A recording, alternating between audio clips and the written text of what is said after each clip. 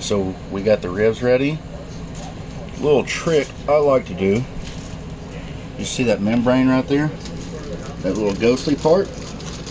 We are going to remove that, and the quickest way to do that is you prep it, take a little butter knife or end of a spoon or whatever the case you want to do, and just score it. Don't get into that fat. You want to keep the fat on the back side, but this membrane is what's going to make your ribs all hard. It's almost like when you get through cooking, it almost feels like wax paper on the bottom.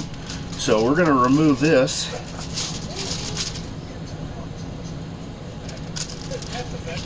Just like that. And this right here, this little flap, sometimes I leave it, sometimes I don't. This one right here, I'm going to leave. I haven't got the membrane off of this one, but you can see the difference, how fatty that is. What I'm going to do is I'm going to trim that off, and it's getting close to lunchtime, so I want a little tester. We're going to eat this, is what we're going to do. I'm going to slice that off just like that, and when you come back, you'll see the difference. Alright, so we're back. You can see I have that little piece cut off of the flap on this one. And what we're going to do, these are St. Louis cut, by the way. So this part right here, I like to just get in there with my hands and clean up any of the extra fat you can, because up under there is a little more silver skin or membrane. That's going to cook down because it's not as hard on the back of the back of the bone stuff over here. But your seasoning and your smoke and stuff, your penetration, you want to clean out as much of this as you can. Some people use a knife. I find no matter how sharp your knife is, it's just kind of better to get in here and just pick it off, man. Honestly, there's several different ways to skin a cat, but you get in here and just pick off that little bit, and alright, so top part of these are fairly clean. Some people like to run across the tip and separate them because there's actually two different bones on the back side of these St. Louis cuts. You can see it right there. That's where your rib tips come from. I don't particularly like to do that. People do it because it's more presentable than when you're selling to a barbecue, you know, a restaurant or something like that. Plateable, if you will. The one thing we are going to do is, you see you got this thick fat, much like you would. It's good fat, but it's still a little thick for what we want on the ribs. I'm going to clean that up. Maybe take a little bit here, season these up, and I'll see you guys on the grill. Cut the video back on for that part. And basically just take that thick fat. You want that seasoning and smoke to get down in there. This one's pretty much clean. I'll take that little piece right there. Next up, it's time for some rub. Alright, we're trimmed up. Got my little tester piece over there laying on the side. What we have here is a little dry mustard binder. A little Texas style. Some people use wet mustard, some people use dry. The difference is with the dry mustard is you do not have to really rub it in, because what it's just going to do is cake up on you. And oh, thank you for taking the phone, baby.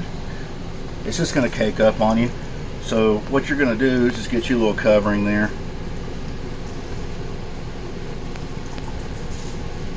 Pat her in. Pat her in.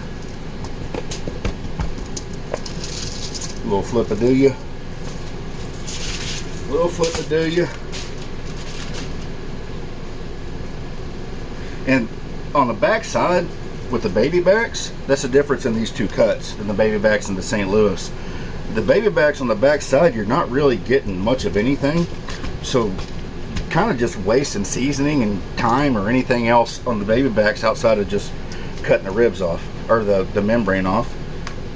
Today we're just going to use a little Holy Voodoo on one, a little Holy Gospel on the other. I sometimes just use salt and pepper, but I don't have time to make an old rub, and I want a little something different today, so we're going to get that going just like so. You don't want to over season it.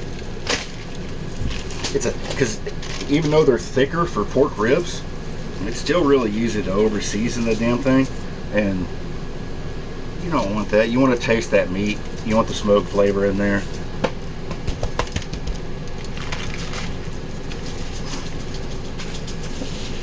A little shaky shake.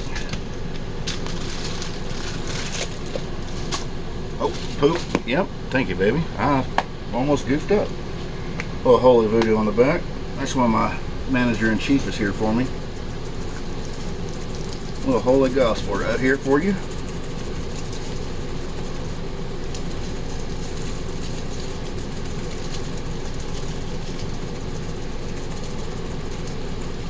With a pork butt, you can dump almost as much seasoning as you want in that thing, because you just got that big clod of meat in there, and when you start turning it all up, it's all just going to mix in.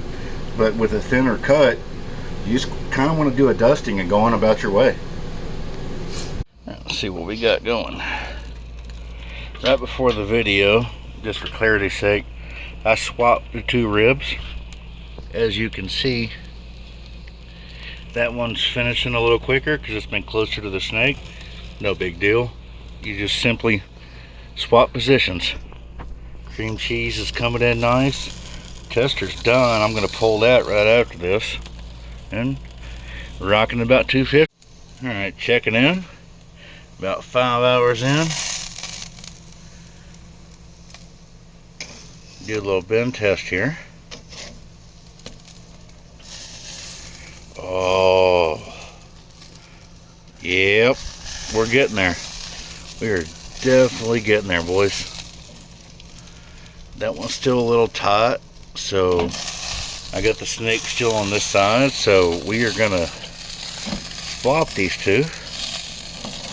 Bring this thick joker over here. Put it right on our, yeah, there we go.